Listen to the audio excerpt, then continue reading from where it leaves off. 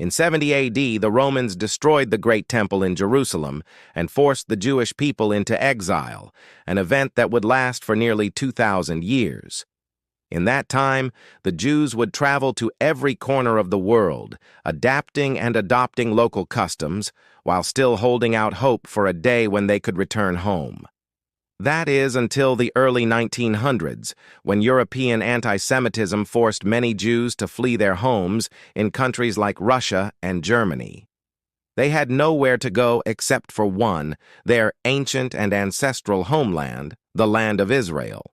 But there was a small problem. The land was being occupied by the Ottoman Empire at the time. How did the Jews take it back? Hi, everyone. Today we're going to explore what made Israel the way it is today.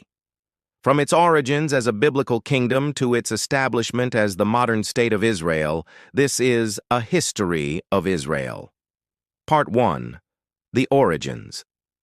Before the Jews took over the land of Canaan, which would later be known as Israel, it was inhabited by a variety of different groups, including the Canaanites, Philistines, Moabites, and Ammonites. However, none of these groups would leave behind a lasting legacy in the region.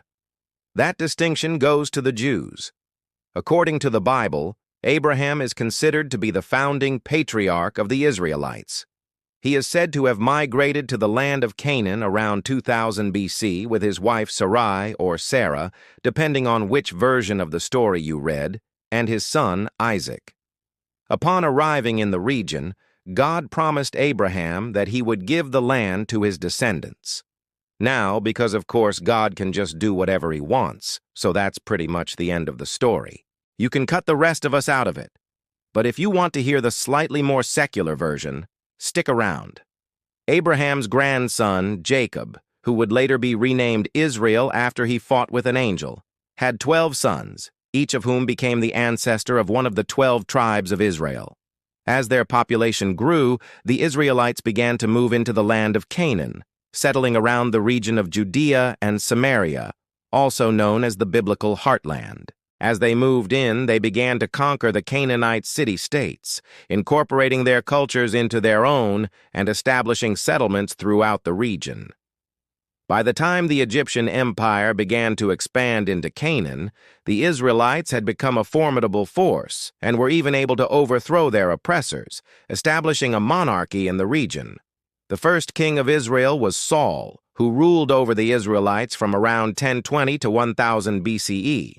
During his reign, the Israelites defeated their old enemies, the Philistines, and he was considered a great warrior and leader.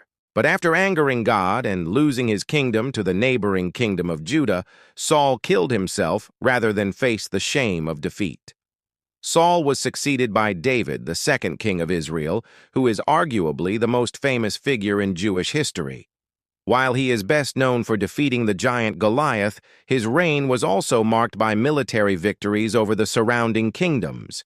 He also established Jerusalem as the capital of Israel and made it the center of the Jewish religion. After his death in 970 BCE, his son Solomon succeeded him as king. And during his reign, Israel reached its territorial peak, stretching from Mount Lebanon in the north to the northern border of Egypt in the south. This period has since been referred to as the Age of Solomon. However, after his death, the Kingdom of Israel split into two separate entities. The northern kingdom remained as the Kingdom of Israel, while the southern kingdom retained the name Judah. Over the next several centuries, both kingdoms would be repeatedly ravaged by outside invaders, including the Assyrians and Babylonians. However, the Jewish people would not be subdued, and they would continue to resist their oppressors, holding on to the hope that one day they would be able to establish a kingdom once again. Part 2. Exile and Diaspora. In 634 BCE, the Neo-Babylonian Empire conquered the Kingdom of Israel and deported the majority of its inhabitants to Babylon. Only a few years later, in 586 BCE, the Babylonians would destroy the first temple in Jerusalem and conquer the Kingdom of Judah, deporting many of its people to Babylon as well. The Jewish people would remain in exile in Babylon for 70 years before Cyrus the Great of Persia allowed them to return to their homeland and rebuild their lives.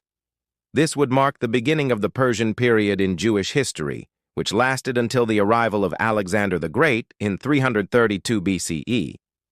During this time, the Jews would enjoy a period of relative peace and prosperity, and would eventually rebuild the Second Temple, which would become the center of Jewish worship and life. However, this peace would not last forever, as the Jews would soon find themselves under the rule of the Greek Empire. While Alexander the Great was tolerant of other religions, his empire would soon be taken over by his general Ptolemy I. Under Ptolemy's rule, the Jews were heavily taxed and were forbidden from practicing their religion openly. This tension between the Jews and their Greek rulers would eventually boil over into the Maccabean Revolt, which lasted from 167 to 160 BCE. The revolt was led by the Maccabee family and was successful in repelling the Seleucids and rededicating the Second Temple, an event that would later be celebrated as Hanukkah. However, the Jewish people were unable to maintain their independence and would soon find themselves under the control of the Roman Empire. Under Roman rule, the Jews enjoyed another period of peace and prosperity, but this would come to an end in 66 CE with the outbreak of the First Jewish-Roman War. The war was caused by a combination of factors, including increased Roman interference in Jewish religious affairs, economic hardship, and growing tensions between the two populations. The conflict quickly escalated, and by 70 CE, the Romans, led by Titus, had completely destroyed the Second Temple and forced the Jews to flee the region. Many fled to Mesopotamia, while others traveled to Egypt, North Africa, and Europe. This would mark the beginning of the Jewish diaspora, which would last for nearly 2,000 years. During this time, the Jews would travel to every corner of the world and would adapt and adopt local customs while still holding out hope for a day when they could return home. However, this dream seemed increasingly unlikely as the centuries passed, and the Jewish people continued to be persecuted wherever they went.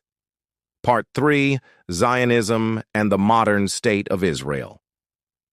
During the late 1800s, European anti-Semitism forced many Jews to flee their homes in countries like Russia and Germany. They had nowhere to go except for one, their ancient and ancestral homeland, the land of Israel. But there was a small problem. The land was being occupied by the Ottoman Empire at the time. How could the Jews take it back? The answer came in the form of Theodor Herzl, a journalist and writer who would become known as the father of political Zionism. After attending the 1897 First Zionist Congress in Basel, Switzerland, Herzl and his followers began to organize and plan for the establishment of a Jewish state in the land of Israel. However, they faced a major obstacle, the Ottoman Empire. When World War I broke out, Herzl realized that this was their chance to finally establish a Jewish state. He worked with Britain to secure their support in exchange for Jewish support in the war effort. However, when the war ended, Britain betrayed the Jews and gave the bulk of their promised territories in Palestine to France and not the Jewish people. Still, despite this setback, the Jews would not be deterred. In 1917, the British issued the Balfour Declaration, which expressed their support for the establishment of a Jewish national home in Palestine. However, the declaration also included a caveat that the rights of the Jews would not come at the expense of the existing non-Jewish communities in the region. This caused tension between the Jews and the Arabs, which continues to this day. Nevertheless, the British would allow Jewish immigration to Palestine to increase, and by 1939, there were nearly 500,000 Jews living there. However, this would not last long as the Arab nations surrounding Israel began to fear the growing influence of the West and the Jews. In 1947, they launched an attack on Israel, an event that would later be known as the Arab-Israeli War. With the help of Jewish paramilitary organizations like the Haganah, the Jews were able to repel the Arab attack and establish the modern state of Israel. After its founding, Israel quickly became a target of its Arab neighbors, which would lead to several more wars over the next few decades.